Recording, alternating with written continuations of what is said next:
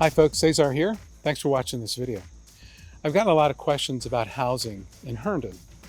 So I wanted to address some of the questions that have been out there, some of the concerns, and share with you what I know as far as the plans are, current and potential future projects. But I thought I'd kind of ground us in the overall housing here in Herndon. I'm standing in front of one of the homes that is in the historic district.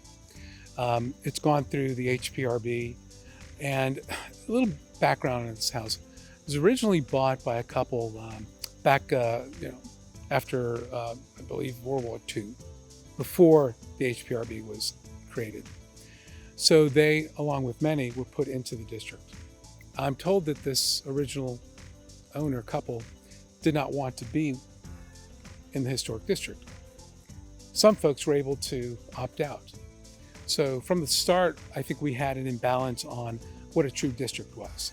You can't have certain homes on certain streets that are part of a district that are not. A district is a district, in my definition. So fast forward a few years. Over time, if owners aren't able to complete the repairs as defined within the HPRB guidelines, they either get fined or they have to somehow finance repairs. Case in point, rather than putting an asphalt roof on this home, you've got to put a tin roof. The difference being 10 to 12 grand versus 50 to 120 grand. I'm not so sure we want a municipality dictating what type of materials and construction requirements an owner should use to replace their home. The result is they can't afford to repair the homes, the roofs leak, you got mold, deterioration, and you reach to a point where some of these homes need to be condemned. I wanted to bring that in context because there's a lot of our citizens, our residents in the town that quite frankly want to age in place, which is a type of housing.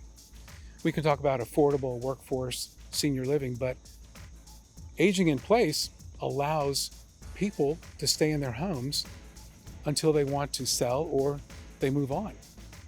And I just think that's the type of holistic view we need to be taking with housing here in Herndon. To set the record, the current Comstock downtown project, there's no affordable housing, there's no workforce housing. That construction project is baked.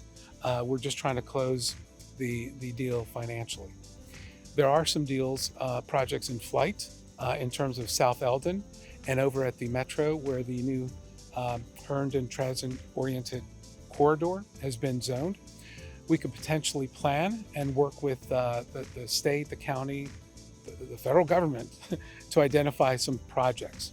And this council, for the first time in decades, has committed to targeting some potential future projects for housing to address workforce and affordable housing. So those are the things that I think I'm going to certainly promote. I want everyone in Herndon to feel that they have a home here. If they can afford to live here, I want them to make that choice.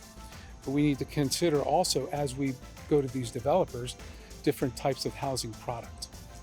This is great. We've got a lot of single family homes, but there are no studios in town. So if you're a young college student, you can't really afford to live here. So my request or suggestion would be we advocate for these studios, single people housing. We can have single family, certainly condos and apartments, but what about the studios and the one bedrooms? I think we need more of that type of product. I will certainly advocate for that wider range of product. And in terms of the future products, if we really want to commit to these, we can't just wait until the projects are ready to be delivered. We have to commit finances now. So I'll ask you to comment. I'll ask you for your ideas. How do we fund these things going forward? We can't come to the table without any investment. You know, if the project's $100 million, we can't come to the table with $1 million. So what's a reasonable investment for residents now so we all benefit in the future? What's a good number? Remember, cash is king, especially in an economic downturn. We need to have some level of commitment to these projects. Talking about them is not a commitment. How much are we willing to cut in terms of services? how much are we willing to raise as far as revenues, and then allocate those to these specific projects. I welcome your opinions. I'm open to new ideas. My personal belief is we do commit resources, we commit budget, we set up line items for these projects if these are the types of housing units we want, and then have the debate on how we best utilize those with projects. So welcome your comments. There's lots of housing, more discussion to happen, so please send me what you have, and look forward to responding. Thanks for listening.